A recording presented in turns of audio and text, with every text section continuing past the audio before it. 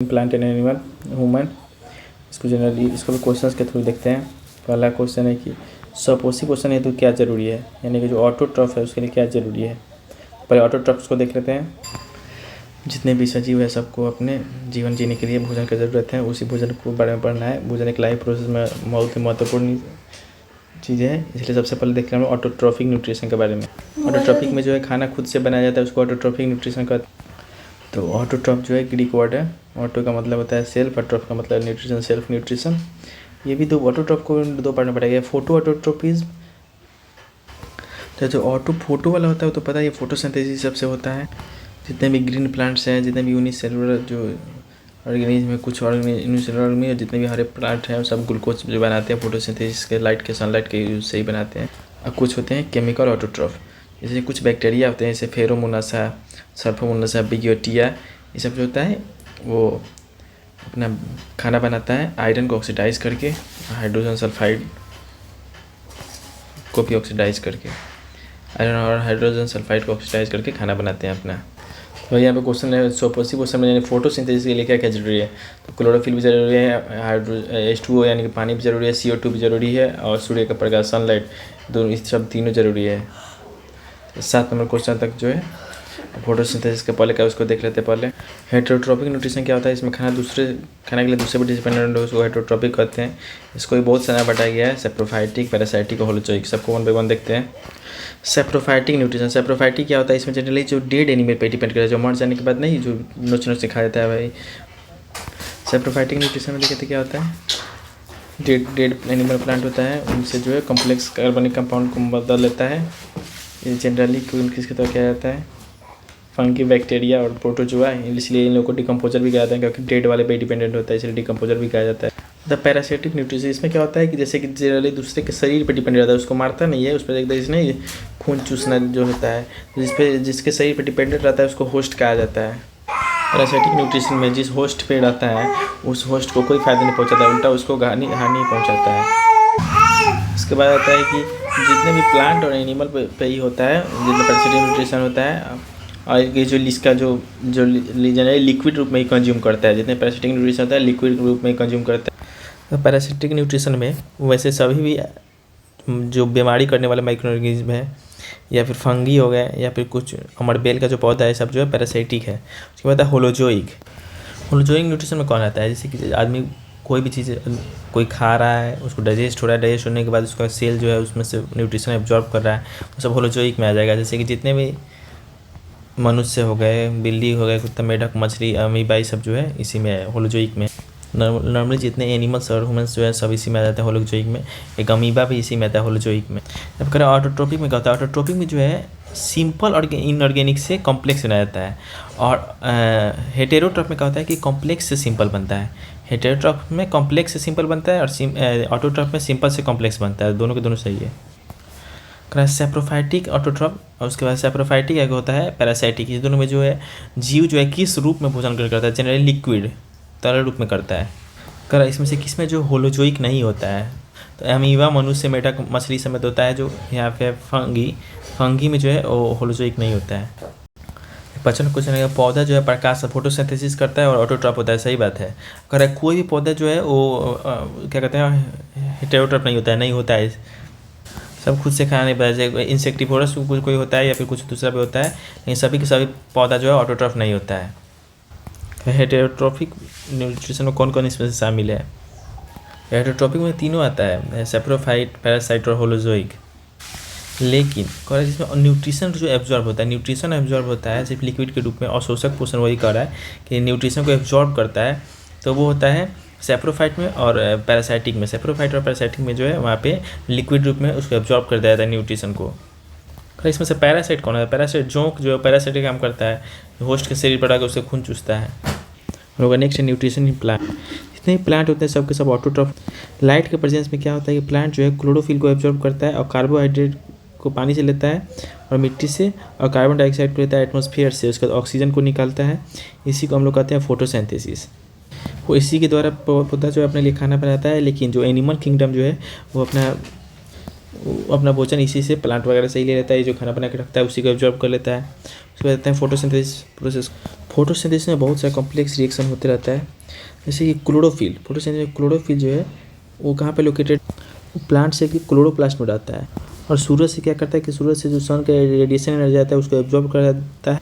वो एनर्जी क्या करता है कि जो पानी होता है H2O, इसको ऑक्सीजन और हाइड्रोजन में अलग अलग तोड़ देता है। तो ऑक्सीजन जो है वो स्टोमाटा के थ्रू एटमॉस्फेयर में, पत्ते के स्टोमाटा के थ्रू एटमॉस्फेयर में निकल जाता है, और हाइड्रोजन जो है वो मिलकर ग्लूकोज बना लेता है कार्बन डाइऑक्साइड के साथ मिलकर। यही होता है फोटोसिंथेसिस। फोटोसिंथेसिस के रिएक्शन को देख लेते हैं। तो 6 गो CO2 और 12 गो पानी। इसमें सनलाइट, क्लोरोफिल जो सनलाइट लेगा तो बन जाएगा C6H12O6 जो है ग्लूकोज, और इसमें से थोड़ा भाप जैसे ट्रांसपीरेशन भी होता है, पानी भी निकलता है और ऑक्सीजन निकलता है उसमें से। ये रिएक्शन ध्यान रखना होगा। 6-12 वाला 6 गो CO2 12 गो H2O निकलेगा C6H12O6 6 H2O + 6 O। इसमें क्या होता है कि जो सनलाइट का जो एनर्जी है, सनलाइट उसको किसी में केमिकल एनर्जी में बदलता है, उसको केमिकल एनर्जी में बदलाता है, और उस केमिकल एनर्जी को ग्लूकोज के फॉर्म में स्टोर किया जाता है, ग्लूकोज के फॉर्म में। अब ये सवाल है कि जो हम लोग को ऑक्सीजन निकलता है वो कार्बन डाइऑक्साइड ऑब्जर्व करने से निकलता है क्या है, क्योंकि कार्बन डाइऑक्साइड का भी 6 गो यहाँ पे ऑब्जर्व हो रहा है और ऑक्सीजन भी 6 गो निकल रहा है। लेकिन नहीं, यह प्रूव हो चुका है कि जो हम लोग को ऑक्सीजन जो मिलता है वो पानी में से टूट के मिलता है। जो H2O है उसमें से टूट कर जो है ऑक्सीजन मिलता है। इसमें हाइड्रोजन जो है इसके साथ मिलकर ग्लूकोज बनाता है, और H2O में से ऑक्सीजन मिलता है। जब बहुत सारा साइंटिस्ट लोग भी है जो अपने अपने, सबसे पहले जोसेफ प्रिस्टली बताए थे कि इसमें कार्बन डाइऑक्साइड से ऑक्सीजन बनता है। उसके बाद इंगेन हॉज भी बताया, एंटोनी लेबॉइजर जो थे ये प्रूव किए कि जो है प्लांट जो है कार्बन डाइऑक्साइड लेता है और ऑक्सीजन को निकालता है फोटोसिंथेसिस में, प्रूव किए कौन, लेबॉइजर। रॉबर्ट मेयर जो है पूरे प्रोसेस को समझाए। उसके बाद आया एक ब्लैक मैन, वो भी बताया कि फ़ोटो को केमिकल नहीं बायोकेमिकल रिएक्शन है। रॉबर्ट मेयर, एंटोनी लेबॉइजर प्रूव किए। रॉबर्ट मेयर जो है इसमें आगे देखते हैं उनके बारे में क्वेश्चंस के थ्रू, उनको नोबेल प्राइज सब मिलता है। फोटोसिंथेसिस में चारों चीज़ की ज़रूरत है, इसमें चारों में से कोई भी एक नहीं होगा, मिसिंग होगा तो फोटोसिंथेसिस प्रोसेस नहीं हो पाएगा। इसमें कार्बन डाइऑक्साइड, पानी, सनलाइट और क्लोरोफिल। कार्बन डाइऑक्साइड इसको प्लांट जो है अपने स्टोमाटा के थ्रू एब्जॉर्ब करता है, लेकिन वही प्लांट जो पानी में रहते हैं उसको बाइकार्बोनेट जो होता है उसके थ्रू CO2 को एब्जॉर्ब करते हैं। वो जो है डायरेक्ट हवा से एब्जॉर्ब नहीं कर पाते हैं, जो जलीय पौधा होता है। तो पानी को सिर्फ खाना फोटोसिंथेसिस नहीं, और भी चीज़ के लिए इसको ज़रूरत पड़ता है, जिससे एक तरीके से सपोर्ट भी प्रोवाइड करता है। ये जनरली जड़ से जो जाइलम का काम होता है, जाइलम टिश्यू का काम होता है ऊपर ले जाना। सनलाइट के बिना भी नहीं हो सकता है, अंधेरा में रहने पर बिल्कुल फोटोसिंथेसिस नहीं हो पाएगा। लेकिन हम लोग अगर कोई आर्टिफिशियल लाइट लगा दे इसमें से रेडिएशन निकलता हो तो उससे भी फोटोसिंथेसिस हो जाएगा। क्लोरोफिल भी जरूर है। क्लोरोफिल जो क्लोरोप्लास्ट में पाया जाता है, यही क्या करता है कि सनलाइट को एब्जॉर्ब करता है, एब्जॉर्ब करने के बाद H2 में से हाइड्रोजन ऑक्सीजन को तोड़ता है, हाइड्रोजन को मिलाता है CO2 के साथ ग्लूकोज बनवाता है। मतलब ये जो है उस सनलाइट को केमिकल एनर्जी में बदलने का काम करता है क्लोरोफिल। फोटोसिंथेसिस का जो फेज होता है उसमें सबसे पहले आता है लाइट रिएक्शन। ये जो क्लोरोप्लास्ट के ग्रेना पोर्शन में होता है, ये हील की साइंटिस्ट की तरफ हो जाएगी, इसको हील रिएक्शन भी कहते हैं। लाइट रिएक्शन को इस प्रकार होता है, देखते हैं। सबसे पहले क्या होता है, सबसे पहले क्लोरोफिल जो है सनलाइट कैप्चर करता है, वो उस सनलाइट में फोटोन आता है जो कि इलेक्ट्रॉन को एक्साइट करता है क्लोरोफिल एटम्स के। उसके बाद पानी का फोटोलाइसिस प्रोसेस होता है, उसके H2O का फोटोलाइसिस होता है। उसका फोटोलाइसिस में क्या होता है, ऑक्सीजन अलग हटता है, OH जो है हाइड्रोक्साइड अलग हटता है। लेकिन उसके बाद फिर क्या होता है, उस जो OH बना है उस OH से जो है फिर से ऑक्सीजन बन जाता है, ऑक्सीजन अलग बन जाता है, और हाइड्रोजन ऑक्सीजन के साथ मिलकर H2O अलग बनाता है, जो कि ऑक्सीजन जो है स्टोमाटा के थ्रू फिर बाहर निकल जाता है। और जो यहाँ पे H+ निकला हाइड्रोलाइसिस में, उसको एब्जॉर्ब किया जाता है NADP के द्वारा, निकोटिनामाइड एडुइनिन डाइक्लोरोटाइड फॉस्फेट। NADP के द्वारा जो है उस H+ को जो एब्जॉर्ब कर लिया जाता है। इसके बाद क्या होता है कि पौधा में 2 चीज़ पाया जाता है, ADP एडिनोसाइन डाइफॉस्फेट और फॉस्फोरस। ये मिलकर जो ATP बनाता है, यही ATP बनने के प्रोसेस को हम लोग का ADP और फॉस्फोरस मिलकर ADP और फॉस्फोरस मिलकर ATP बनेगा। इस ATP बनने के प्रोसेस को कहते हैं फोटोफॉस्फोरिलेशन। तो वही जो लाइट रिएक्शन होता है इसमें 2 चीज़ बनता है, एक हो गया NADPH2 हो गया निकोटिनामाइड, और उसके बाद ATP, ये दोनों बनता है। इसके बाद इसको दूसरे फेज डायरेक्ट रिएक्शन में इसका यूज़ होता है। डायरेक्ट रिएक्शन इसलिए नहीं करते हैं क्योंकि ये अंधेरे में होता है, बल्कि इसके लिए सनलाइट की ज़रूरत नहीं होता है। ये क्रोमोप्लास्ट के स्ट्रोमा वाला रीजन में होता है। ये किसके हेल्प से होता है, NADPH2 और ATP के हेल्प से होता है। लाइट वाला हो रहा है ग्रेना में, ये हो रहा है स्ट्रोमा में। ये जो डार्क रिएक्शन है किसके द्वारा सबसे पहले देखा गया था, मेल्विन कैल्विन के द्वारा। इसके लिए उनको बाद में 1961 में नोबेल प्राइज़ भी मिला। इसलिए डार्क रिएक्शन को केल्विन साइकिल भी कहा जाता है, क्योंकि इसको खुश करता है मेल्विन कैल्विन। तो इसमें देखते हैं हम लोग जो आता है कार्बोक्सिलेशन में क्या होता है। तो प्लांट के स्टोमा में पहले से मौजूद रहता है RUBP और रूबिस्को एंजाइम और RUBP पहले से होता है। लेकिन CO2 जो है सिर्फ RUBP के साथ क्या करता है, अपना रिएक्शन करता है रूबिस्का के मौजूदगी में। तो वही CO2 और RUBP जो है ये मिलकर पीजीए बनाता है, जिसको कि इसी को कार्बोक्सिलेशन कहा जाता है।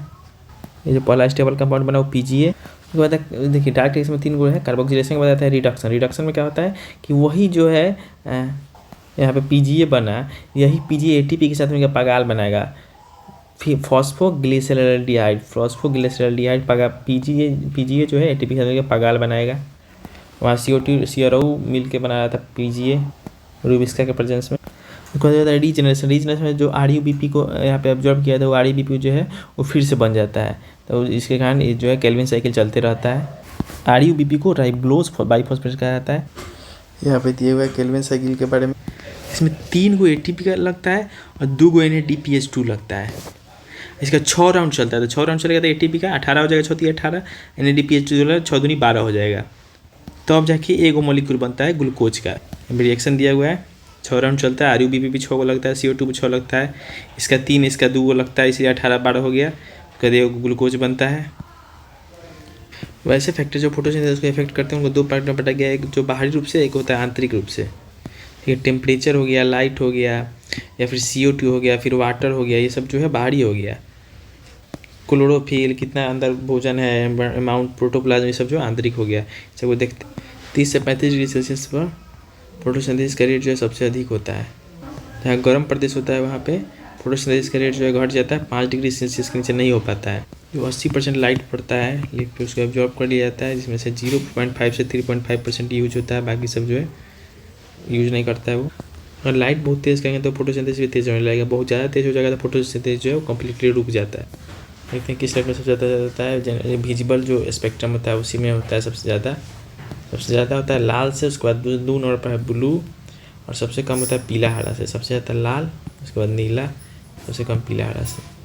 कितना देर के लिए प्रकाश कर सकते हैं? 10 से 12 घंटा ज़्यादा पर्याप्त होता है। इससे ज़्यादा देने पर फोटोसिंथेसिस जो है रुक पर कोई करना नहीं पड़ता, रुक जाता है। CO2 को जो है वो फोटोसिंथेसिस का डिसाइडर माना जाता है, लिमिटिंग फैक्टर जो कहते हैं, लिमिटिंग फैक्टर जो माना जाता है कि CO2 को ही माना जाता है। CO2 का मात्रा 0.03% ही यूज करता है, लेकिन CO2 बढ़ने के साथ साथ फोटोसिंथेसिस बढ़ता है, ज़्यादा बढ़ाने पर भी कम हो जाता है। वाटर जो है सिर्फ वो 1% यूज करता है फोटोसिंथेसिस के लिए, जितना एब्जॉर्ब करता है उसमें से। Now jump to the question. तो इसमें से फोटोसिंथेसिस को कौन शो कर रहा था? 6CO2 ये वाला शो कर रहा है। कर इसमें बताना है कौन सही है। तो करा फोटोसिंथेसिस में लाइट एनर्जी को केमिकल एनर्जी में बदलता है, सही है। और फोटोसिंथेसिस जो है एक फोटोकेमिकल रिएक्शन है, सही बात है।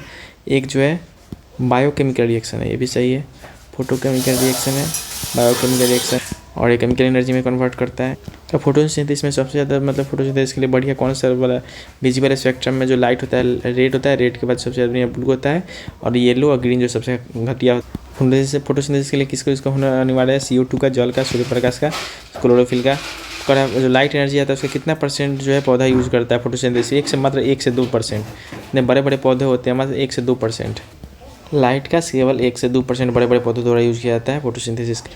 कौन से इसमें से अगर फोटोसिंथेसिस के होने के लिए सूर्य का लाइट होना जरूरी है? बिल्कुल जरूरी है। करा है कि आर्टिफिशियल लाइट में नहीं हो सकता, नहीं आर्टिफिशियल लाइट में भी हो सकता है, और उसमें से रेडिएशन निकलता है। तो इसमें से कौन सा जो है गलत है? यहाँ पे दे रहा है कि जो फोटोसिंथेसिस में जो ऑक्सीजन निकलता है वो कार्बन डाइऑक्साइड से मिलता है, गलत बात है। अभी हम लोग पढ़े कि H2O से मिलता है, H2O को तोड़कर यहाँ से ऑक्सीजन देता है, इस H2 को हाइड्रोजन को भेज देता है ग्लूकोज बनाने के लिए कार्बन डाइऑक्साइड के साथ मिलकर। यहाँ पे दे रहा है जो सही है, देखते हैं ऑक्सीजन निकलता है, ये ATP बनता है, ये इसका फाइनली इसमें ग्लूकोज बनता है।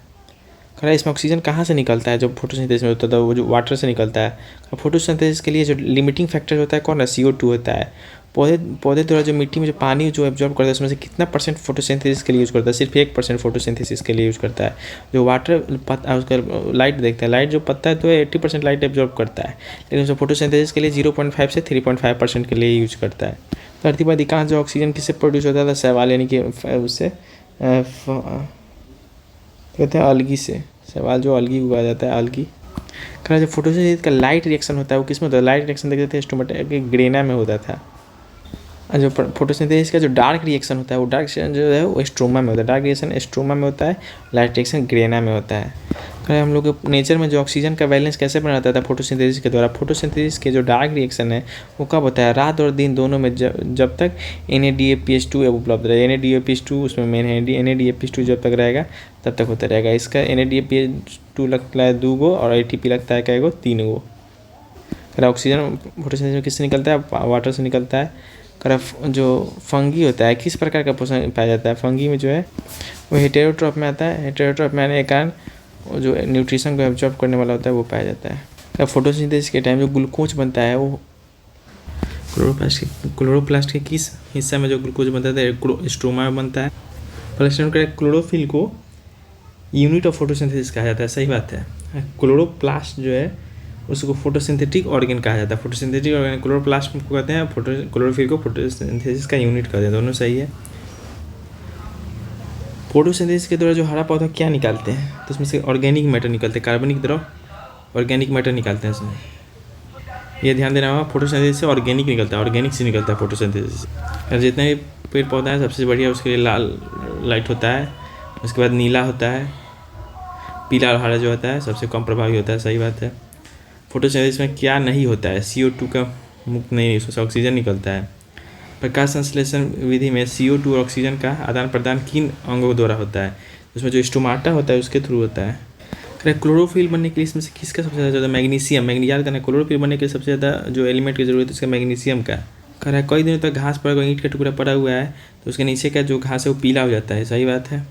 कह रहा है जो पीला होता है इसलिए होता है क्लोरोफिल जो होता है उसको सनलाइट नहीं मिल पाता है, इस कारण फोटोसिंथेसिस नहीं होता है, इसके कारण दोनों बात सही है और इसका सही उसका रीजन दिया है। कौन सा जो है इसमें से, कह रहा है इसमें फोटोसिंथेसिस कौन सा प्रोसेस होता है, जो भी प्राप्त है उसको एनर्जी जो रिसीव होता है वहाँ पर प्राप्त होता है उसको पोटेंशियल एनर्जी में कन्वर्ट करके स्टोर कर लेता है, जनरली केमिकल एनर्जी में कन्वर्ट करता है, लेकिन ये ऑप्शन यहाँ पे सही है, इसको पोटेंशियल एनर्जी में कन्वर्ट करके उसको स्टोर करता है। मैंने अब देखना है वो स्टोर करता है, स्टोर कर लेता है बहुत दिन तक, उसको पत्ता गिर जाने के बाद भी पेट जिंदा रहता है स्टोर करने के कारण। किसे जो है प्लांट का खाद्य प्रक्रिया उसमें भोजन स्टोर होता है तो पत्ता को कहा जाता है। फोटोसिंथेसिस प्रोसेस के द्वारा क्या होता है, पौधा जो है कार्बोहाइड्रेट का सिंथेसिस करता है। जो कार्बोहाइड्रेट जो होता है वो किस चीज़ से बना होता है, हाइड्रोजन से, ऑक्सीजन से और कार्बन से। कार्बोहाइड्रेट जो फोटोसिंथेसिस में एब्जॉर्ब किया जाता है, याद रखने वाला, कार्बोहाइड्रेट जो फोटोसिंथेसिस में एब्जॉर्ब किया जाता है वो कार्बन हाइड्रेट, होता है हाइड्रोजन तो होगा ही, कार्बोहाइड्रेट है तो ऑक्सीजन भी उसमें होता है। तो बताना करें कि 30 से 35 डिग्री टेम्परेचर पर फोटोसिंथेसिस के लिए सबसे अधिक होता है, सही बात है। कहता है तापमान में परिवर्तन में से फोटोसिंथेसिस में कोई प्रभाव नहीं करता, बिल्कुल प्रभाव पड़ता है। टेम्परेचर 5 डिग्री सेल्सियस से गर्म इलाके में नीचे जाता है तो फोटोसिंथेसिस नहीं होता है, एक्सेस टेम्परेचर होने पर फोटोसिंथेसिस रुक जाता है। और इसमें से कौन कौन से पिगमेंट्स जो है फोटोसिंथेसिस में जरूरी है, chlorophyll A, B, xanthophyll, carotenoid सब जो है फोटोसिंथेसिस में जरूरत है। मेनली A और B यूज होता है, क्लोरोफिल A, B, जेंथोफिल और कैरोटिनॉइड्स भी यूज होता है। डार्क रिएक्शन, फोटोसिंथेसिस के डार्क रिएक्शन के बारे में सबसे पहले किस साइंटिस्ट ने पढ़ा, तो उसका नाम था मेल्विन कैल्विन। उसके लिए इनको 1961 में नोबेल प्राइज भी मिला, मेल्विन कैल्विन, इसलिए उसमें जो एक रिएक्शन उसको कैल्विन साइकिल का। फोटोसिंथेसिस में सबसे पहले क्या होता है, सबसे पहले क्लोरोफिल के जो एटम का जो इलेक्ट्रॉन होता है वो जो सनलाइट से आता है फोटोन उसको एक्साइट कर देता है, उसको वहाँ से निकालता है। फोटोसिंथेसिस के समय किसका जो ऑक्सीडेशन होता है, तो जल यानी पानी का जो है ऑक्सीडेशन हो जाता है। याद रखना ऑक्सीडेशन होता है पानी का, फोटोसिंथेसिस में पानी का ऑक्सीडेशन होता है। CO2 और H2O से होता है तो इसमें H2O का जो है ऑक्सीडेशन हो जाता है। इसमें फोटोसिंथेसिस में किसके अपने योगदान के लिए नोबेल प्राइज मेल्विन कैल्विन को मिला, डार्क रिएक्शन जो दिए थे। करा इसमें से कौन सा फोटोसिंथेसिस में जो यूज मतलब लेता नहीं है, तो लाइट जरूरी है, कार्बन डाइऑक्साइड जरूरी है, क्लोरोफिल जरूरी है, ऑक्सीजन तो ये छोड़ता है। फोटोसिंथेसिस का सबसे पहले प्रथम स्थिर 43 नंबर का क्वेश्चन है, इसमें कह रहा है कि जो फर्स्ट स्टेबल कंपाउंड बनता है, हमें दे रहा है कि फर्स्ट स्टेबल कंपाउंड कौन बनता है फोटो इसमें रिएक्शन में, तो उसको बनता है PgA बनता है, PgA, उसके बाद PgA जो बनता है उसके बाद बनता है PgAl। इसको देखते हैं एक बार और। सब देखिए लाइट रिएक्शन में क्या बनाते हैं, NADPH2 और ATP, इसका यूज होता है इसमें डार्क रिएक्शन में। इसमें सबसे पहला जो स्टेबल कंपाउंड बनता है PgA, फॉस्फोग्लिसरिक एसिड बनता है। उसके बाद जो रिडक्शन में बनता है पागल फॉस्फोग्लिसरिक अल्डिहाइड जो है रिडक्शन में बनता है, तो सबसे पहले PgA बनता है, फॉस्फोग्लिसरिक एसिड बनता है। यहाँ पे NADPH2 ATP का यूज होता है। ATP का यहाँ पे 3 होता है यूज और NADPH का 2 को यूज होता है। और यहाँ पे PgA जो है CO2 RuBP के साथ रेडियोबेसिका के प्रेजेंस में होने के कारण जो है बनता है, वही PgATP के साथ मिलकर पागल बना देता है। तो यहाँ पे फर्स्ट जो स्टेबल कंपाउंड बनेगा वो PgA फॉस्फोग्लिसरिक एसिड बनेगा। फोटोसिंथेसिस में क्या निकलता है, तो ऑक्सीजन निकलता है। अब किस प्रोसेस के द्वारा फोटोसिंथेसिस में जो पौधा में जो है CO2 को एब्जॉर्ब करता है, ऑक्सीजन को छोड़ता है, तो फोटोसिंथेसिस के द्वारा। फोटोसिंथेसिस में पौधा किस गैस का अवचूषण करते हैं, मतलब कि एब्जॉर्ब करते हैं, तो कार्बन डाइऑक्साइड को। पर फोटोसिंथेसिस में क्लोरोफिल का क्या काम है? क्लोरोफिल का काम है लाइट को एब्जॉर्ब करना। फोटोसिंथेसिस में सबसे लास्ट में क्या बनता है? सबसे लास्ट में बनता है कार्बोहाइड्रेट, सबसे अंतिम में बनता है कार्बोहाइड्रेट। ये बस याद रखना है, ऐसे निकलता है और कार्बोहाइड्रेट नहीं निकलता है। कार्बोहाइड्रेट जो बनता है, कार्बोहाइड्रेट में पीछे क्वेश्चन था, कार्बोहाइड्रेट में क्या क्या था? कार्बन था, ऑक्सीजन था, हाइड्रोजन था। तो कार्बोहाइड्रेट जो है सबसे लास्ट में बनता है फोटोसिंथेसिस। सबसे ज़्यादा फोटोसिंथेसिस किस लाइट में होता है? तो नीला और लाल में सबसे ज़्यादा लाल में होता है, दोनों पर नीला में होता है। क्लोरोफिल में किस एलिमेंट का जरूरत होता है? तो मैग्नीशियम का।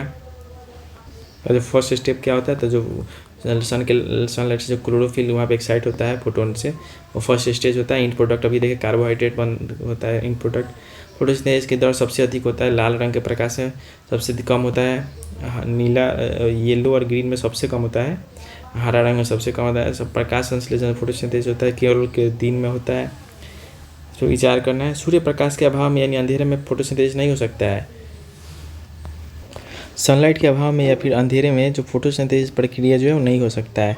सही बात है, करा कि फोटोसिंथेसिस को पूरा कंप्लीट होने के लिए लाइट ज़रूरत नहीं है, याद करना है भाई, बिल्कुल रटना ही पड़ेगा।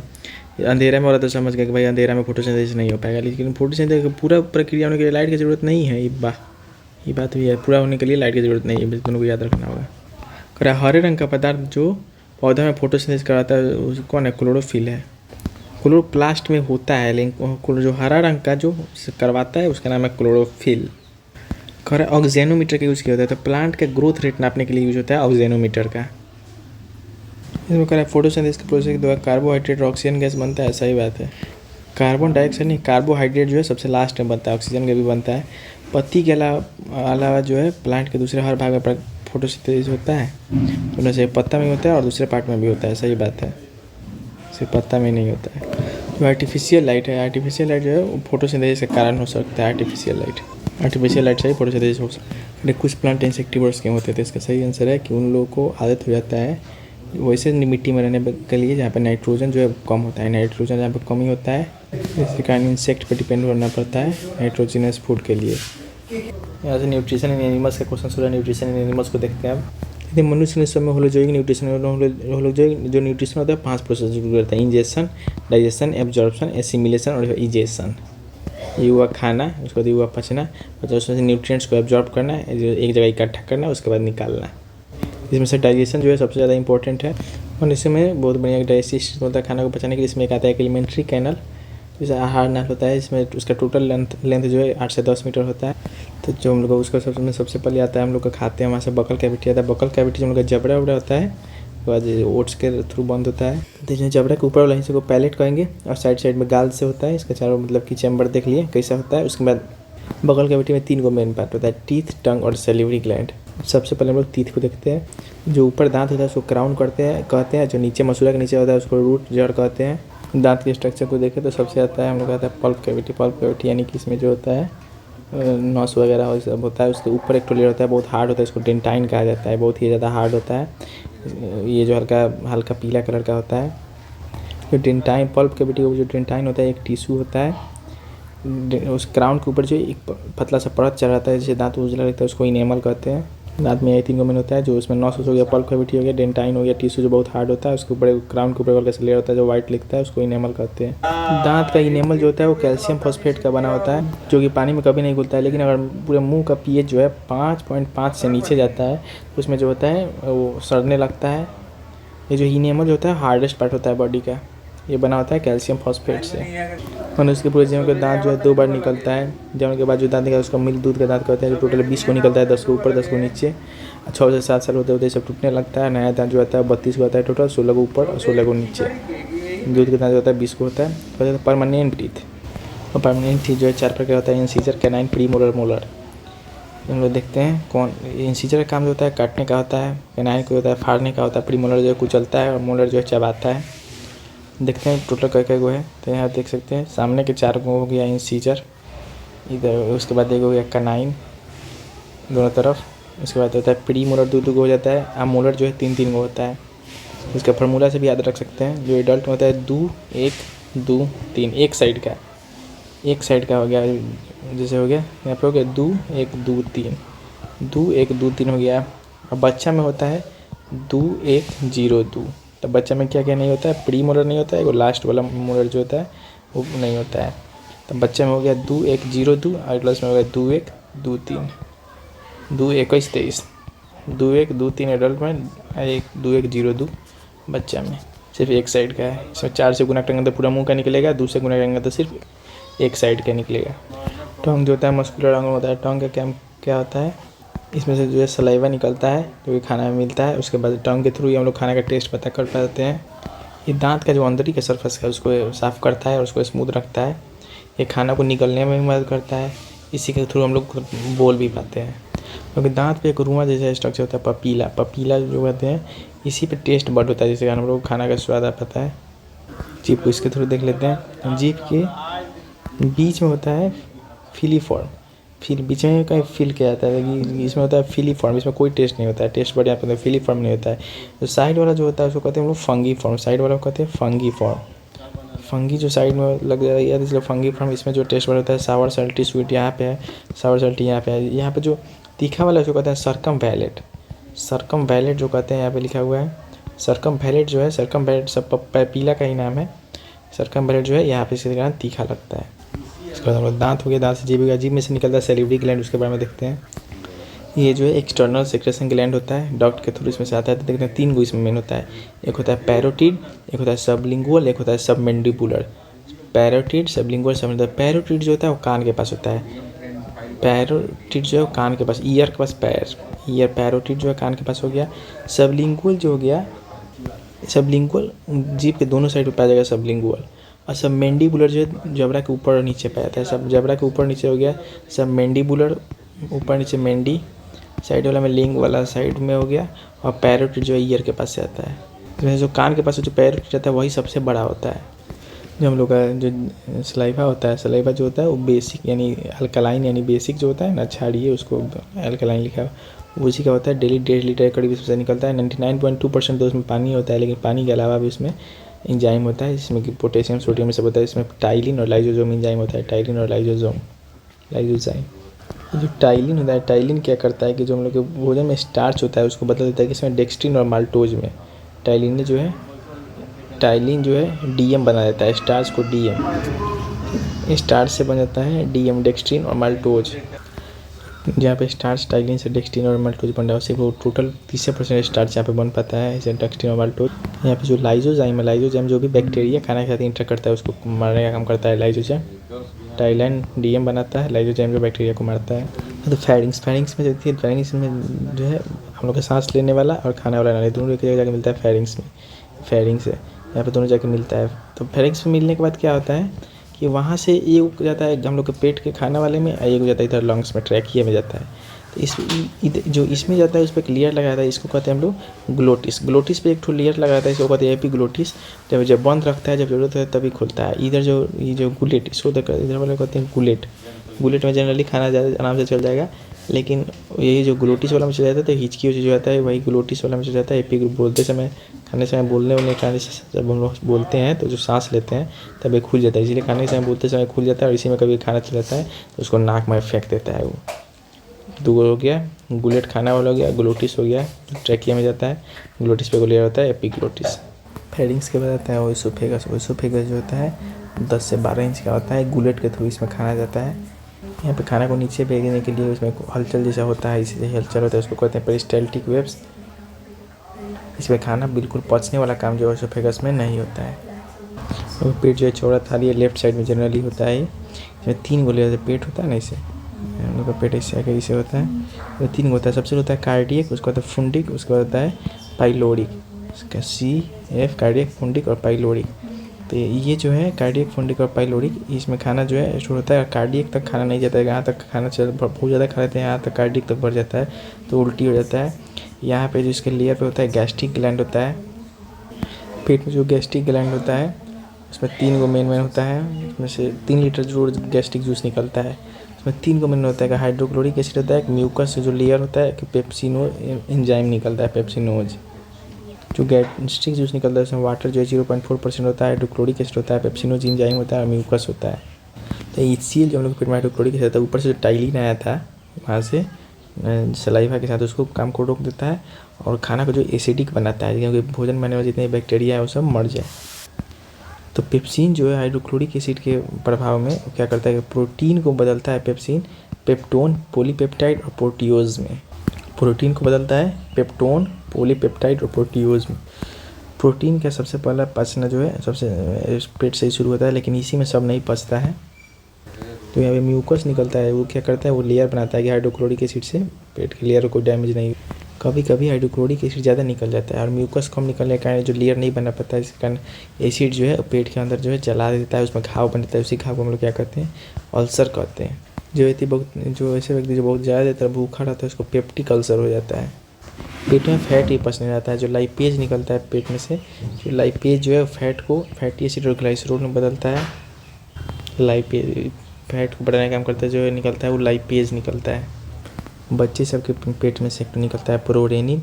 रेनिन जो है, जो दूध बच्चे सब पीता है उसको टप दे दही जमा देता है, यही रेनिन का।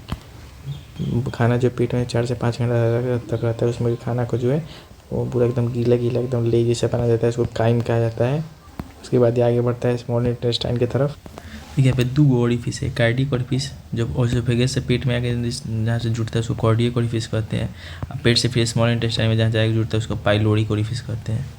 और स्मॉल इंटेस्टाइन के पहले कुछ क्वेश्चंस को देख लेते हैं। जैसे कि हम लोग को जो सलाइवा है वो कैसा होता है, देखिए क्षारीय, अल्कलाइन या फिर बेसिक होता है। जो हम लोग को मॉम्स या जिसको गलसुआ कहते हैं वो होता है पैरामिक्सोवायरस के कारण। पैरामिक्सोवायरस के कारण वो किस ग्लैंड को प्रभावित करता है। हम लोग देखे थे कि हम लोग के जीभ में से 3 को निकलता है पैरोटिड, एक सबमेंडिबुलर निकलता है ऊपर नीचे से, सबलिंगुअल निकलता है साइड से। तो पैरोटिड को प्रभावित करता है।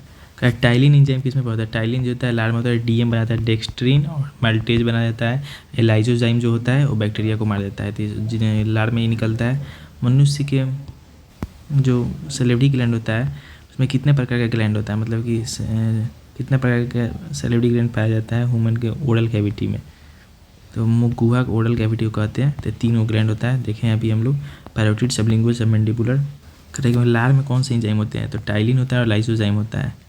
ये बैक्टीरिया को मारता है, ये डीएम बना डेक्सट्रीन और माल्टेज बनाता है। वो कर रहा है भोजन का पचना जो ओरल कैविटी बकल कैविटी से शुरू हो जाता है, सही बात है। सबसे पहले भोजन में कार्बोहाइड्रेट का पचना शुरू होता है, सबसे पहले कार्बोहाइड्रेट पचता है, सही बात। कह रहा है कि जितना भी हम लोग को भोजन में कार्बोहाइड्रेट होता है सब जो है मुँह में पच जाता है, बिल्कुल गलत बात। तो जो इतना भी स्टार्च है सबका उसका सिर्फ 30% हम लोग के मुँह में पचता है, जो पचता है टाइलिन के द्वारा, सिर्फ उसमें से 30% पचता है।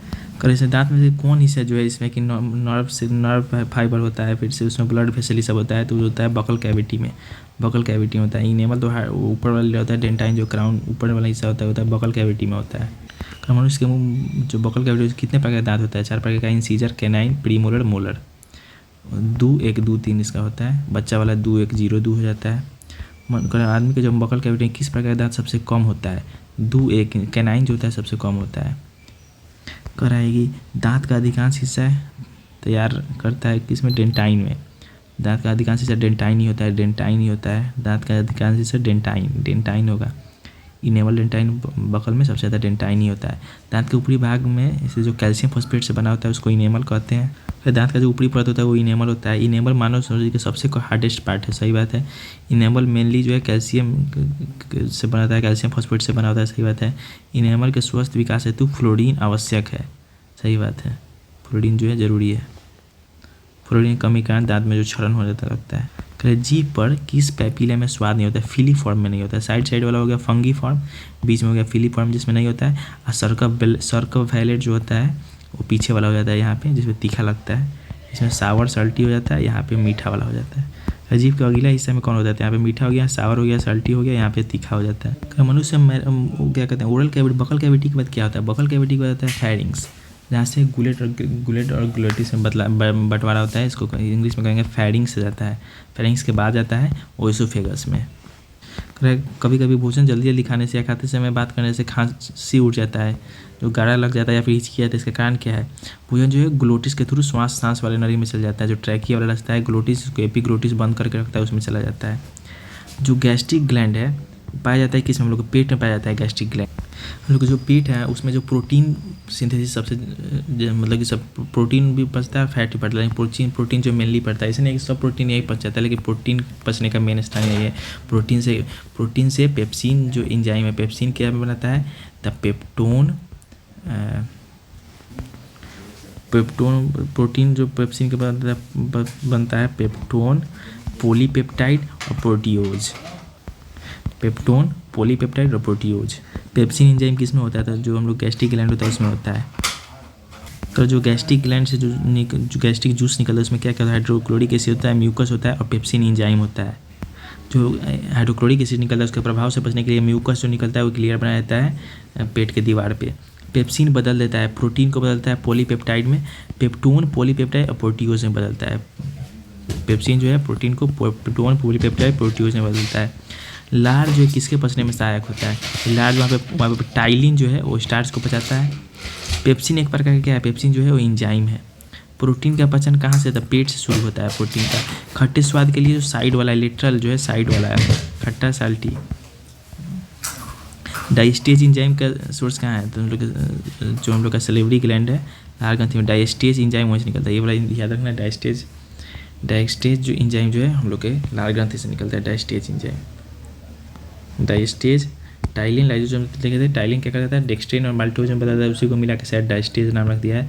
डाइस्टेज जो है लार ग्रंथि। कह रहा है पेप्टिक अल्सर जो होता है इसमें क्या होता है कि हाइड्रोक्लोरिक एसिड ज़्यादा निकल जाता है, जितना म्यूकस उसको सहन नहीं पाता है, इस कारण जो पेप्टिक अल्सर हो जाता है।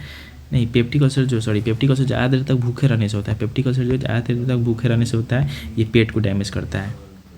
कह रहा है किस छेद के द्वारा जो है फैरिंग्स जो है ओइसोफेगस से जुड़ा होता है? फैरिंग से देखे तो फैरिंग, ये मान लिया फैरिंग्स हुआ था, फैरिंग से दो जगह बांटा होता है, एक होता है गुलेट, एक होता है ग्लोटिस। तो ग्लोटिस वाला जो ट्रैकिया में जाता है, सांस हो लेते हैं, ग्लोटिस से बंद रहता है, तो जो ओइसोफेगस में जाता है फैरिंग्स उसको कहते हैं गुलेट। जो बच्चा से में दूध के प्रोटीन को जो थक्का बनाने का, जो दूध दही से जमाने का काम करता है, उसको रेनिन के कारण होता है। कौन सा इसमें से सही नहीं है? जो कह रहा है इसमें 3 लीटर गैस्ट्रिक जूस निकलता है, सही बात है। पेट में प्रोटीन का मेनली वहीं पे पचता है, प्रोटीन के अलावा फैट भी पचता है, लाइपेज पचाता है वहाँ पे। पेट में जो है पचने के बाद भोजन को ले जैसा काइल नहीं, उसको काइम कहते हैं, काइम में बदलता है। काइल जो है दूसरा होता है, उसके आगे बारे में आगे देखेंगे, काइम में बदलता है। पेट जो खुलता है वो कहाँ खुलता है? पेट जाके वो खुलता है स्मॉल इंटेस्टाइन में। कह रहा है स्मॉल, हम लोग के जो पेट में कौन सा एंजाइम पाया जाता है? पेप्सिन एंजाइम पाया जाता है। और पेट से गैस्ट्रिक लाइपेज नामक एंजाइम भी निकलता है, लेकिन बहुत कम मात्रा में निकलता है, बहुत ही थोड़ा मात्रा में फैट को पचाता है, फैटी एसिड और ग्लाइसरोल में बदलता है। पेप्सिन ज़्यादातर मेनली निकलता है, इसलिए पेप्सिन यहाँ पे होगा। जो हम लोग हाइड्रोक्लोरिक एसिड निकलता है उससे क्या होता है? खाना को एसिडिक बनाता है, इसी कारण बैक्टीरिया को मारता है, सही बात है। एंजाइम को भोजन प्रक्रिया करने के लिए उत्तेजित करता है। एंजाइम जैसे जो टाइलिन होता है उसका काम कोई बंद हो जाता है, उसके बाद दूसरे एंजाइम जो होते हैं उसको काम करने के लिए एक्टिव कर देता है। कौन सा एक कथन जो हम लोग के गैस्ट्रिक जठर के बारे में, गैस्ट्रिक जो है ग्लैंड निकलता है उसके बारे में सही नहीं है? फिर इसमें से कौन जो मेरे लिए गलत है? कह रहा है कि स्टोमक जो है टेम्पोररी काम करता है, सही बात है। इसको पता नहीं, इसको सही मानना है। कह रहे हैं यहाँ से जो है लाइपेज और इमाइलेज निकलता है। लाइपेज तो निकलता है जो फैट को निकलता है, इमाइलेज जो है यहाँ से नहीं निकलता है, इसको में गलत हो जाएगा। कह रहा है ये बोल देखना है पेट में कितना देर तक कौन खा रहता है, वो टाइप ऑफ फूड पर डिपेंड करता है। कह रहा मनुष्य के पूरे जीवन में कितने दांत 2 बार जलते हैं? तो 20 को दांत जो है दूध के दांत, टोटल दूध के दांत जो है वो 20 को होता है। शरीर के लिए एंजाइम आवश्यक होते हैं कि एंजाइम का क्या करता है कि वो कैटलिस्ट का काम करते हैं। वो जो कैटलिस्ट है, जो एंजाइम जो होता है वो कैटलिस्ट का काम करते हैं। जितने भी शरीर में बायोकेमिकल रिएक्शन होता है उसके लिए कैटलिस्ट का काम करता है एंजाइम। कह रहा है पेट में भोजन को पचने के लिए इसमें सबसे ज़्यादा किसका आवश्यकता होता है? एंजाइम का, कैटलिस्ट के रूप में काम करता है एंजाइम का। दूध प्रोटीन को पचाने वाला एंजाइम है रेनिन। दूध के प्रोटीन को पचाने वाला एंजाइम है रेनिन। मनुष्य की जो पाचन नली होता है वो कितना फीट लंबा होता है? 32 फीट होता है और 8 से 10 मीटर होता है। आहार नाली जो होता है 8 से 10 मीटर होता है और पाचन नली जो होता है 32 फीट होता है। 32 फीट 8 से 10 मीटर, 32 फीट 8 से 10 मीटर। कह रहा है कि इसमें से कौन जो है गैस्ट्रिक ग्लैंड का पार्ट नहीं है? तो जो बाइल डक्ट है, जो हम लोग को ओरिजिनल बाइल डक्ट आता है वो गैस्ट्रिक ग्लैंड में नहीं है। म्यूकस, जाइमोगेन और एसिडी, जाइमोगेन है, यहाँ भी याद रखना है, जाइमोजिन जो है वो है उसमें, म्यूकस भी है, जाइमोजिन है, एसिडिक सेल्स है, लेकिन बाइल डक्ट जो इसमें नहीं आता है। गैस्ट्रिक जूस में से इसमें कौन सा जो है वो प्रेजेंट नहीं रहता है? तो बाइल जो नहीं होता है, पेप्सिनोजिन और जाइमोजिन होता है। ये बात को यहाँ से लगा है, पेप्सिनोजिन, जाइमोजिन ये सब होता है। म्यूकस हाइड्रोक्लोरिक एसिड देख लिए, जाइमोजिन और पेप्सिनोजिन जो होता है, जो बाइल है वो नहीं होता है। कौन जो है हम लोग खाना को फूड मतलब कि जो सांस लेने वाला उसमें जाने से रोकता है? एपिग्लोटिस जो है उसमें जाने से रोकता है। कह स्टोमक में से कौन सा एसिड निकलता है? ये जो मेन पचाने में काम करता है हाइड्रोक्लोरिक एसिड निकलता है। जब हम लोग के पेट के भीतरी दीवार पे एक लेयर होता है वो कौन किस प्रकार का सेल का होता है? तो कोलुमिनर एपिथेलियम सेल का होता है। जो लेयर होता है म्यूकस पेट पर भीतरी दीवारों पर, जिस पर म्यूकस जो जाके बचाता है वो कोलुमिनर एपिथेलियम होता है, कोलुमिनर एपिथेलियम। जब हम लोग दांत के अच्छे साफ सफाई नहीं करेंगे तो उस पर एक लेयर बनता है, उसको हम लोग क्या कहते हैं? दांत पे प्लेक कहते हैं। जब हम पेट के अंदर दीवार पर जो घाव या फिर अल्सर होता है किसके अधिक निकलने के कारण होता है, तो जो एसिड जो अधिक निकलने के कारण होता है। और हम लोग के कोशिका किस भाग में जो है सजीव लिविंग ऑर्गेनिज्म के सभी गुण पाया जाता है। जो प्रोटोप्लाज्म होता है उसमें सजीव का सभी गुण, प्रोटोप्लाज्म में सजीव का सभी गुण जो है प्रोटोप्लाज्म में पाया जाता है। प्रोटोप्लाज्म में सजीव का सभी गुण पाया जाता है। कह रहे हैं मनुष्य में भोजन का पाचन जो है वो शुरू होता है बकल कैविटी से और लगभग पूरा हो जाता है छोटी आंत में जो है पूरा हो जाता है। सही बात है। यहाँ से स्मॉल इंटेस्टाइन सब शुरू है, फिर स्मॉल इंटेस्टाइन को पढ़ेंगे। यहाँ से स्मॉल इंटेस्टाइन के बारे में देखते हैं। इसके नाम स्मॉल इंटेस्टाइन है, नहीं तो ये सबसे बड़ा है। इसका लेंथ जो है 6 मीटर है और चौड़ाई जो 2.5 सेंटीमीटर है। पूरा आहार नली का जो लेंथ था वो 10 से 12 मीटर था और फीट में जो था 32 फीट था, लेकिन इससे स्मॉल इंटेस्टाइन का जो है 6 मीटर है। उस स्मॉल इंटेस्टाइन को जो है 3 हिस्से में बांटा गया है, डुओडेनम, जेजुनम और इलियम। इसमें से सबसे बड़ा और मेन भाग जो है वो इलियम है। इसी में जनरली भोजन का पाचन भी इसी में होता है। जो डुओडेनम जो है वो सबसे छोटा है, सबसे बड़ा है इलियम, सबसे छोटा है डुओडेनम। छोटी है कि जो डुओडेनम वाला हिस्सा है उसी में जो है डुओडेनम में ये आके लीवर से आता है बाइल, लीवर से आके बाइल और पैनक्रियास से पैनक्रियाटिक जूस ये आकर डुओडेनम में ही मिलता है। तो स्मॉल इंटेस्टाइन वाले क्वेश्चंस को देख लेते हैं। अब 112 नंबर क्वेश्चन में दिया हुआ है लीवर और पैनक्रियास जो है वो जो नली आहार में कहाँ से पे आके मिलता है, तो आके मिलता है स्मॉल इंटेस्टाइन के डुओडेनम में। स्मॉल इंटेस्टाइन के डुओडेनम में देखें, डुओडेनम में आके मिलता है। लीवर से बाइल आता है और पैनक्रियास से पैनक्रियाटिक जूस आता है। कह रहा है जेजुनम किसका अंग है? जेजुनम जो छोटी आंत का अंग है। इसमें कौन से मनुष्य के छोटी आंत का भाग जो है नहीं है, वो कोलन नहीं है। डेडुनम, इलियम और जेजुनम है। सबसे बड़ा होता है आई, उसके बाद जे, उसके बाद डी। सबसे छोटा होता है डुओडेनम। लीवर के बारे में पढ़ते हैं। लीवर जो है मनुष्य का सबसे बड़ा ग्लैंड जो है लीवर ही है। इसका वजन जो है 1.5 किलो है। लीवर जो है बाइल जूस देता है, जो कि गॉल ब्लैड, लीवर के गॉल ब्लैड में जो बाइल जूस होता है, जो कि ठीक लीवर के नीचे होता है गॉल ब्लैड। ये जो बाइल जूस है इसका 2 मेन कारण है। जैसे मान लीजिए पेट से जो खाना आएगा वो एसिडिक नेचर का होता है, तो बाइल जूस क्या करता है कि उसको जो है फिर से अल्कलाइन यानी बेसिक बनाता है कि उसकी पैनक्रियाज जो है खाना को पचा पाएगा। उसका आगे पैनक्रियाज का काम रहता है। ये जो फैट को तोड़ता है, फैट को तोड़ने का भी काम करता है। फैट को तोड़ने और उसको इमल्सिफिकेशन कहा जाता है। फैट को छोटे छोटे कंपोनेंट में तोड़ा जाता है। बिना इमल्सिफिकेशन के फैट डाइजेशन जो है वो मतलब कि इम्पॉसिबल है। समझिए कि बिना इमल्सिफिकेशन के फैट को पचना जो है इम्पॉसिबल है। इसी तो इसका मेन काम है बाइल को सीक्रेट करने लिए। इसके अलावा भी इसका और भी काम है, उसको देखते हैं। लीवर में जो है विटामिन ए को सिंथेसिस भी करता है या उसको रेस्टोर भी करता है विटामिन ए को लीवर। ये विटामिन ए के अलावा अपने पास लोहा आयरन भी रखता है, जिसकी जो किसी की आरबीसी बनेगा। विटामिन ए को रखा, आयरन रखा कि भाई आरबीसी आएगा तो बनाना चाहिए। आरबीसी बनाने के जो शरीर में एक्स्ट्रा ग्लूकोज होता है वो उसको भी ग्लाइकोजन के रूप में लेके रखता है। विटामिन ए को रखा, लोहा भाई को रखा, ग्लाइकोजन को रखा। तो प्रोटीन भी रखता है, जैसे फाइब्रिनोजेन एक प्रोटीन है। फाइब्रिनोजेन इसमें क्या होता है कि खून जब हम लोग का ब्लड होता है तो ब्लड को क्लॉट करने में मदद करता है फाइब्रिनोजेन। प्रोटीन तो देता ही था, आप सुनिए, अब कोलेस्ट्रॉल भी देता है ये। लीवर ही है जो शरीर में जो बहुत हार्मफुल जो एमोनिया बन जाता है उसको यूरिया बनाया जाता है। लीवर जो है उसको यूरिया बनाया जाता है। विटामिन ए रखता है, आयरन रखता है आरबीसी बनाने के लिए, ग्लूकोज को ग्लाइकोजन में बदल के रखता है, एक्स्ट्रा ग्लूकोज को। प्रोटीन भी रखता है जिससे कि फाइब्रिनोजन प्रोटीन रखता है जो कि ब्लड क्लॉटिंग में मदद करता है। कोलेस्ट्रॉल भी रखता है, उस पर से एमोनिया को यूरिया में बदलता है। पैंक्रियाज जो है पेट के नीचे थोड़ा जस्ट नीचे होता है। एक्सोक्राइन और इंडोक्राइन दोनों ग्लैंड के रूप में काम करता है, इसलिए इसको मिक्स्ड ग्लैंड भी कहा जाता है। पैंक्रियाज जो होता है वो मेनली एसाइनर सेल्स का बना होता है। एसाइनर सेल्स के नाम से भी यहीं पर सुनने को मिलेगा। इसी एसाइनर सेल से ही निकलता है पैंक्रियाटिक जूस, जिसमें बहुत सारा पाचन वाला एंजाइम होता है। ये जो एसाइनर सेल्स हैं, एसाइनर सेल्स के बीच में जो अल्फा बीटा और गामा नाम का छोटा छोटा सेल है, अल्फा बीटा गामा नाम के, इसे आइलेट्स ऑफ लैंगरहैंस कहते हैं। वो जो छोटा छोटा सेल्स अल्फा बीटा गामा जो एसाइनर सेल्स के बीच में, इसको आइलेट्स ऑफ लैंगरहैंस कहा जाता है। इसमें से हार्मोन निकलता है, पैंक्रियाटिक जूस निकलता है। वो अल्कलाइन नेचर का होता है। इसमें 98% जो होता है पानी होता है। उसमें से बहुत सारे एंजाइम निकलता है। सब एंजाइम के बारे में देखते हैं। देखिए जो पेट में पेप्सिन काम करता था वही यहाँ पे ट्रिप्सिन भी कर रहा है। पेप्सिन भी क्या करता था, प्रोटीन को पेप्टोन, पॉलीपेप्टाइड और प्रोटियोज में बदलता था। पेप्टोन, पॉलीपेप्टाइड और प्रोटियोज में बदलता था पेप्सिन। यहाँ पे ट्रिप्सिन भी वही काम कर रहा है। पेप्सिन और ट्रिप्सिन भाई भाई। काइमोट्रिप्सिन भी सेम काम करता है। पेप्टोन, पॉलीपेप्टाइड, प्रोटियोज में बदलता है। ट्रिप्सिन और काइमोट्रिप्सिन कहता है कार्बोक्सी पेप्टाइड्स। कार्बोक्सी जो है बड़े बड़े पेप्टाइड्स को छोटे में बदल देता है। बड़े बड़े पेप्टाइड्स को छोटे में बदल देता है कार्बोक्सी पेप्टाइड्स। एमाइलेज क्या करता है, स्टार्च या ग्लाइकोजेन को माल्टोज में बदल देता है। अमाइलेज जो माल्टोज में मा से अमा मतलब स्टार्च या ग्लूकोज को माल्टोज में बदलता है। लाइपेज देखे थे पेट में भी था, ये जो है लाइपेज जो है फैट्स को तोड़कर फैटी एसिड और ग्लाइसरोल में बदल देता है। न्यूक्लियस जो है न्यूक्लिक एसिड को न्यूक्लियोटाइड से बदलता है। पेप्सिन वाला ही काम करता है। प्रोटोन पेप्टोड प्रोटियोज में केमोट्रिप्सिन भी सेम काम करता है। कार्बोक्सी पेप्टाइड जो है बड़े बड़े पेप्टाइड को तोड़कर छोटे में बदलता है। माइलेज जो है माल्टोज में बदलता है। माइलेज माल्टोज स्टार्च या ग्लाइकोजन को लाइपेज जो है पेट में भी होता है, फैट को तोड़कर फैटी एसिड ग्लाइसरोल बनाता है। न्यूक्लियस जो है न्यूक्लिक एसिड को न्यूक्लियोटाइड से बनाता है। पेनक्रियाज जो है सेकेंड लार्जेस्ट ग्लैंड है। पेनक्रियाटिक जूस जो निकलता है वो लगभग जितने भी कंपोनेंट है सभी को पचाता है, इसीलिए इसको कंप्लीट डाइजेस्टिव एंजाइम भी कहा जाता है।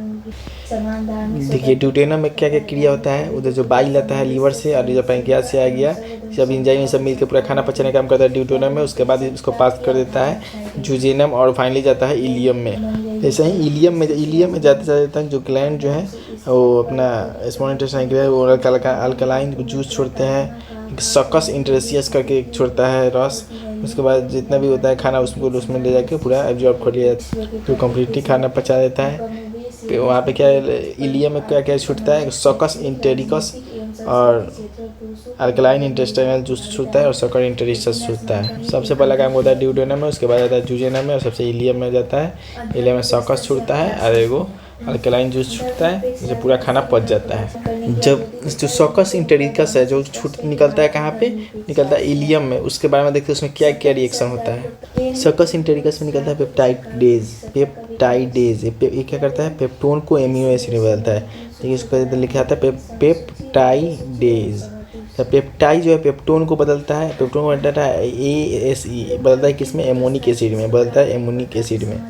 यहाँ पे फिर से लाइपेज निकलता है जो बचा हुआ फैट को फैटी एसिड और ग्लिसरॉल में बदलता है। माल्टेज जो है माल्टोज को ग्लूकोज में बदलता है। माल्टेज जो है माल्टोज को ग्लूकोज में बदलता है। और लैक्टेज जो है लैक्टोज को ग्लूकोज में बदलता है। माल्टेज माल्टोज को बदलता है, लैक्टेज लैक्टोज को बदलता है, ऐसे ही याद रहेगा। इन्वर्टेज जो है सुक्रोज को बदलता है। इन्वर्टेज जो है सुक्रोज को बदलता है। इरेप्सिन जो है वो पेप्टाइड को एमिनो फिर से बदलता है, पेप्टाइड को। पेप्टाइडेज जो है पेप्टोन को बदलता है। इरेप्सिन जो है वो पेप्टाइड को बदलता है। पेप्टाइड को बदलता है किसमें, एमिनो एसिड में बदलता है। तो मनुष्य जो 2 से 3 लीटर जो है इंटेस्टाइनल फ्लूइड डेली छोड़ता है, तो कंप्लीट डाइजेशन जो स्मॉल इंटेस्टाइन में जो है कंप्लीट डाइजेशन हो जाता है। पूरा खाना के पचने के बाद प्रोटीन से जो एमिनो एसिड बन जाता है। फैटी एसिड और ग्लिसरॉल जो है फैट से बन जाता है। स्टार्च ग्लाइकोजन जो कॉम्प्लेक्स फूड होता है उससे ग्लूकोज फ्रुक्टोज लैक्टोज ये सब बन जाता है। इलियम में नहीं तो सिर्फ भोजन का पचन होता है बल्कि इसमें एब्जॉर्प्शन भी शुरू हो जाता है। एब्जॉर्प्शन जो है कॉम्प्लेक्स प्रोसेस है। ये जनरली जो डिफ्यूजन के थ्रू होता है। जो विल्ली जो होते हैं विल्ली के डिफ्यूजन करके वहाँ पे एब्जॉर्प्शन शुरू करते हैं इलियम में ही। एब्जॉर्प्शन होने के बाद जो भोजन जो है इंटर करता है ब्लड वेसल में। ब्लड वेसल में इलियम में एक फिशर होता है, एक नली होता है, उससे ब्लड में इंटर करता है। ब्लड सर्कुलेशन से प्रत्येक सेल के पास उसको पहुँचा दिया जाता है। यहीं पे जब भोजन पच जाता है उसके बाद उसको लिक्विड फॉर्म में फूड को बदल जाता है, इसको काइल कहा जाता है। तो यही काइम जो था पेट में बन रहा था लेई जैसा था, उसको काइम कर रहा था। काइल जो है यहाँ पे बन रहा है स्मॉल इंटेस्टाइन में, पूरा पच जाने के बाद लिक्विड फॉर्म में जो बन रहा है उसको काइल कहा जा रहा है। यहाँ से हम देख रहे हैं भोजन का पाचन जो है बकल कैविटी से शुरू हो रहा था और ख़त्म हो रहा था स्मॉल इंटेस्टाइन में। स्मॉल इंटेस्टाइन के इलियम में जाता है तो ख़त्म हो जाता है। यहाँ पे क्वेश्चन है कि लीवर और पैंक्रियाज कहाँ जाए खुलता है, तो छोटी आंत के डुओडेनम में खुलता है। जेजुनम किसका अंग है, स्मॉल इंटेस्टाइन का। इसमें कौन सा मनुष्य की छोटी आंत का भाग नहीं, कोला नहीं है, तो देख लिए। सबसे बड़ी ग्रंथि लीवर हो गया। 116 नंबर क्वेश्चन में बाइल जूस जो है लीवर से निकलता है, इस गॉल ब्लैडर में स्टोर होता है। दोनों के दोनों सही है। जो स्मॉल इंटेस्टाइन है भोजन का पाचन उसमें किसके द्वारा होता है, तो उसमें होता है पीतरस यानी बाइल जूस के द्वारा। स्मॉल इंटेस्टाइन में सक्कस इंटेरिकस सबसे निकलता है। पेप्टाइड देखे कि वो भी निकलता है। पैनक्रियाटिक जूस भी होता है। तीनों में सक्कस इंटेरिकस यानी पैनक्रियाटिक जूस और बाइल डक्ट सबसे होता है। मनुष्य के जो एलिमेंट्री कैनल आहार नाली उसमें सबसे ज़्यादा लंबाई जो छोटी आंत का होता है 6 मीटर होता है और 2.5 सेंटीमीटर चौड़ा होता है। मनुष्य के पाचन का अधिकांश भाग किस अंग में होता है, सबसे छोटी आंत में सबसे ज़्यादा पचता है। अधिकतम पोषक तत्व रक्त में कहाँ अवशोषित किया जाता है, स्मॉल इंटेस्टाइन में। वहाँ से पूरा एब्जॉर्ब हो जाता है। इलियम में जाते पूरा एब्जॉर्प्शन शुरू हो जाता है और एक फिशर के द्वारा एक नली के द्वारा जो है ब्लड को फिर सेल्स के पास भेज दिया जाता है। करो इसमें से कार्बोहाइड्रेट को कौन पचाता है, माइलेज जो है वो स्टार्च या फिर कार्बोहाइड्रेट को पचाता है किसमें, माइलेज बताता है माल्टोज में बदल देता है इसको। करो इसमें से फैट पचाने वाला कौन होता है, लाइपेज जो देखे थे, लाइपेज पेट में से निकल रहा था लीवर से, लाइपेज जो है और फैट को फैटी एसिड और ग्लाइसरोल में बदल देता है। इसमें कौन जो प्रोटीन को नहीं पता, ट्रिप्सिन, पेप्सिन और काइमोट्रिप्सिन तीनों का सेम काम है, पेप्टोन, पॉलीपेप्टाइड और फिर प्रोटियोज में बदलता है, तीनों के तीनों। खाली ये दोनों निकलता है पैंक्रियाज से और ये निकल रहा था पेट से। लाइपेज तो फैट पचाता है। क्वेश्चन है ग्लीसन कैप्सूल कहाँ पे होता है? ग्लीसन कैप्सूल लीवर में होता है। ग्लीसन है वो खिलाड़ी का भी नाम होता है, याद रख लेना है। Glisson capsule liver, Glisson capsule liver, Glisson capsule liver. अलग आयरन कहाँ कहाँ पाया जाता है? लीवर में, मांस में, मछली में। लीवर में पाया जाता है एफी जो आरबीसी के लिए रखता है अपने पास आयरन को। ब्रूनर्स ग्रंथि, ब्रूनर्स ग्लैंड है, ब्रूनर्स ग्लैंड का स्मॉल इंटेस्टाइन में, इसको भी याद रखने वाला है। Brunner's small intestine, Brun small intestine, ब्रोना बोना ब्रूनर्स, बोना ब्रूनर्स स्मॉल इंटेस्टाइन छोटा होता है, Brunner's gland small intestine. Small intestine में जो फैट का इमल्सिफिकेशन होता है वो किसके थ्रू होता है? तो वो होता है बाइल जूस के थ्रू। बाइल जूस जो है फैट का इमल्सिफिकेशन करता है। हाँ, तो जो बाइल जूस निकलता है उसका दुइये को तो मेन काम होता है। एक जो होता है वो जो एसिडिक फूड आता है HCl के कारण, उसको क्या करता है फिर से अल्कलाइन यानी बेसिक बनाता है, उसके बाद फैट का इमल्सिफिकेशन करता है। हम लोग बाइल डक्ट जो होता है पीतरस, बाइल डक्ट में एक दो को चीज़ होता है, बिलीवर्डिन होता है, बिलिरुबिन होता है। बिलिरुबिन या बिलीवर्डिन जो होता है वो किसके टूटने से बनता है? तो ये बनता है हेमोग्लोबिन के टूटने से। बिलीवर्डिन और बिलिरुबिन जो है हेमोग्लोबिन के टूटने से बाइल डक्ट में बनता है। करें इसमें से जो है अल्कलाइन नेचर नहीं यानी कि बेसिक नहीं होता है, एसिडिक नेचर का होता है। जो गैस्ट्रिक जूस होता है उसमें HCl होता है, वो एसिडिक नेचर का होता है। तो बाकी सब जो है वो सब जो है जैसे पेनक्रियाटिक जूस हो गया, इंटेस्टाइनल जूस हो गया और बाइल जूस हो गया, ये सब जो है बेसिक नेचर का होता है। इसे विचार करना है। तो इसमें से कौन कौन जो है पैंक्रियाटिक जूस में पाया गया था? पैंक्रियाटिक जूस में कार्बोक्सीपेप्टिडेज, ये जो बड़े बड़े पेप्टाइड को जोड़ता है किसमें? छोटे छोटे पेप्टाइड में। तो लाइपेज, ये तो फैट तोड़ने वाला हो गया। माल्टेज, इन्वर्टेज, ये सब जो हो गया ना, ये सब पाया जाता है सक्कस इंटेरिकस में, निकलता है इलियम में, सक्कस इंटेरिकस में पाया जाता है। कथन ये है कि मनुष्य के शरीर में लीवर जो है फैट पचाने का काम करता है, बिल्कुल फैट इमल्सिफिकेशन इसी का काम है। ये लीवर में दो महत्वपूर्ण पसावाचक एंजाइम है, नहीं दो नहीं, एक एक बाइल जूस है सिर्फ। दूसरा का जो गलत है, पहले का सही है। पचे हुए भोजन में मौजूद विषैले पदार्थ का कौन सा अंग चूषण करता है? जो भोजन में मौजूद विषैला पदार्थ है उसका लीवर जो है चूषण करता है। विषैले पदार्थ को भी जो एब्जॉर्ब करता है वो लीवर करता है। कौन सा अंग जो है ग्लाइकोजन के रूप में कार्बोहाइड्रेट को जमा करता है? ग्लूकोज जो एक्स्ट्रा रहता है उसको ग्लाइकोजन के रूप में लीवर ही रखता है। लीवर के फंक्शन में हम लोग देखे थे, लीवर के फंक्शन को एक बार और देख लेते हैं। ये भी याद रखना है कि विषैला पदार्थ को एब्जॉर्ब करता है। जैसे यहाँ पे विटामिन ए को सिंथेसाइज करता है, स्टोर करता है, आयरन रखता है आरबीसी बनाने के लिए। उसके बाद जो इसमें ग्लूकोज जो एक्स्ट्रा रहता है उसको ग्लाइकोजन के रूप में रखता है। ये प्रोटीन बनाता है, प्रोटीन में फेब्रिनोजिन प्रोटीन रखता है जो ब्लड प्रोटीन में काम आता है। कोलेस्ट्रॉल भी बनाता है। जो विषैली एमोनिया है उसी को यूरिया में बदलता है। इसीलिए कहा विषैली चीज़ कौन ऑब्जॉर्ब करा? लीवर करा। जो विषैला एमोनिया होता है उसको यूरिया में बदल देता है। तो वही क्वेश्चन था, विषैला पदार्थ कौन चूसता है? यकृत एमोनिया को यूरिया में बदल देता है। ग्लाइकोजन के रूप में भी लीवर ही रखता है। फिर से वो भी क्वेश्चन आ गया, विषैली एमोनिया कौन यूरिया में बदलता है? तो लीवर बदलता है। तो कौन सा कथन है? यूरिया जो है लीवर में उत्पन्न होता है। सही बात है। ये अमोनिया जो है यूरिया बनाता है विषैला को, इसीलिए लीवर में उत्पन्न होता है। हम लोग के लीवर का वजन जो है 1.5 kg है। सबसे बड़ा ग्लैंड जो है लीवर ही है। लीवर का काम क्या है? जो विषहीन पदार्थों में मतलब जो विषैला आता है उसको उसको विष को ख़त्म करना है। फैट का इमल्सिफिकेशन करना है। कोलेस्ट्रॉल का भी निर्माण करता है। सही बात है। जो एक्स्ट्रा ग्लूकोज होता है उसको ग्लाइकोजन के रूप में रखता है। ये भी सही बात है। अगर यहाँ पे किसके बारे में बात हो रहा है? अगर मनुष्य दूसरी सबसे बड़ी ग्रंथि है तो पैंक्रियाज तो यहीं से होना चाहिए। इसका रस एक विशेष प्रकार का कोशिकाओं है जो एसाइरिन सेल का, एसाइरिन सेल से निकलता है। इसमें अल्फा बीटा गामा होता था, छोटा छोटा जो जगह होता है इसके बीच में एसाइरिन सेल को अल्फा बीटा गामा, तो इसको आइलेट्स ऑफ लैंगरहैंस कहा जाता है। इसके रस को पूर्ण पाचक, हाँ इसमें पूर्ण पाचक रस कंप्लीट डाइजेस्टिव एंजाइम इसलिए कहा जाता है कि सब चीज़ को पचाने का काम करता है। कौन? Pancreatic juice. कह किसको जो है कंप्लीट डाइजेस्टिव जूस कहा जाता है? तो जो पैंक्रियाज जूस होता है उसको कंप्लीट डाइजेस्टिव जूस कहा जाता है। खाना का पूर्ण रूप से पाते हैं किस भाग में होता है? तो छोटी यानी स्मॉल इंटेस्टाइन में हो जाता है। पचे हुए भोजन को अवशोषण आहार कह रहा है कि हम लोग के आहार नल में एब्जॉर्प्शन कहाँ पे होता है? जो हम लोग खाते हैं उसका अवशोषण मतलब एब्जॉर्ब कहाँ पे होता है? तो वो भी जो होता है स्मॉल इंटेस्टाइन में होता है। अगर भोजन का पूर्ण रूप से पाचन छोटी आंत के किस भाग में होता है? इलियम में होता है। इलियम में जाते जाते हो जाता है। सबसे पहले डोडेनम, फिर दुोडेनम, सबसे लास्ट में होता है इलियम, इसमें सक्कस इंटेरिकस था। ऐसे से कौन कौन सही होता है? पचे हुए भोजन का जो एब्जॉर्प्शन होता है वो विली के द्वारा होता है। सही बात है। स्मॉल इंटेस्टाइन के इलियम में विली भी होता है। और जो भोजन पचता है एब्जॉर्ब होता है उसको खून में मिलाया जाता है, विलाई के थ्रू खून में मिलाया जाता है। ये भी सही बात है। और उसको जो फूड को एब्जॉर्ब किया जाता है उसको शरीर के अलग अलग भाग में ब्लड सर्कुलेशन अलग अलग से ब्लड सर्कुलेशन के थ्रू पहुंचा दिया जाता है। तीनों के तीनों सही बात है। कह रहा है वसा का पाचन जिस अंग में पूर्ण को फैट कहाँ पे फाइनली जाके पचता है, तो छोटी आंत के इलियम में सक्कस इंटेरिकस में जाके जो है वो वहाँ पे लाइपेज जो है इसको फाइनली पचा देता है। वहाँ पे शुरू हो जाता है स्टोमक से, स्टोमक में थोड़ा रूप से, बिल्कुल थोड़ा रूप से शुरू होता है, लेकिन फाइनली जाके स्मॉल इंटेस्टाइन में पच जाता है। पाचन क्रिया में प्रोटीन को फाइनली किस में बदला जाता है? फाइनली प्रोटीन जो बदलता है वो एमिनो एसिड में ही बदलता है। पाचन क्रिया के उपरांत कह रहा है कि डाइजेशन में होने के बाद क्या होता है, कार्बोहाइड्रेट, ग्लूकोज, फ्रुक्टोज और लैक्टोज जो है ये सब कॉम्प्लेक्स फूड है, इसको सिंपल में बदल दिया जाता है, फ्रुक्टोज ग्लैक्टोज इसमें बदल दिया जाता है, कार्बोहाइड्रेट स्टार्च ये सबको। जो फैट है उसको ग्लिसरॉल और फैटी एसिड में बदलता है, ग्लिसरॉल में सही बात है। जो प्रोटीन है उसको अमीनो एसिड में बदल दिया जाता है, ये तीनों सही बात है। कौन सा इसमें से जो गलत है? करे लार्ज इंटेस्टाइन में कोई भी एंजाइम नहीं निकलता, ये सही बात है। लार्ज इंटेस्टाइन के क्वेश्चन आने लगे, पहले लार्ज इंटेस्टाइन को पढ़ लेते हैं। उसके बाद स्मॉल इंटेस्टाइन जो जगह मिलता है, लार्ज इंटेस्टाइन में जो फाइनल पार्ट होता है हम लोग का आहार नाल का, ये जो है स्मॉल इंटेस्टाइन से चौड़ा ज़्यादा होता है लेकिन छोटा होता है। इसका दो हिस्सा होता है, एक हिस्सा कोलोन, एक हिस्सा होता है रेक्टम।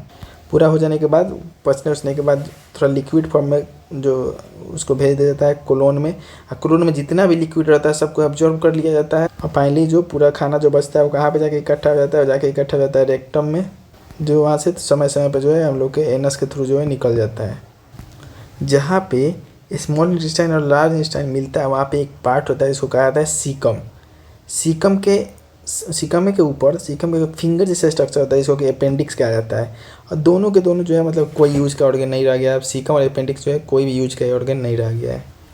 जो लार्ज इंटेस्टाइन में उसमें किसी प्रकार का एंजाइम नहीं निकलता है, इसमें कोई भी खाना जो नहीं पचा इसी में आके उसमें भी आके इसी में रहता है। कुछ हार्मोन भी निकलते हैं एलिमेंट्री जो आयरन होता है, उन हार्मोन्स को देख लेते हैं। एक गैस्ट्रीन हार्मोन निकलता है, ये जो पेट के जो वाल होता है उसको गैस्ट्रिक जूस निकालने के लिए कहता है गैस्ट्रीन हार्मोन। नाम सही लग रहा है, गैस्ट्रीन जो है गैस्ट्रिक ग्लैंड में ही होगा। उसके बाद एक आता है कोलिसिस्टोकिनिन। ये क्या करता है? ये गॉल ब्लैडर को कहता है कि भाई बाल जूस छोड़ो, गॉल ब्लैडर को कहता है कोलिसिस्टोकिनिन। सेक्रेटिन जो है पेंक्रियाज में होता है, पेंक्रियाज को कहता है कि भाई तुम छोड़ो अपना जूस।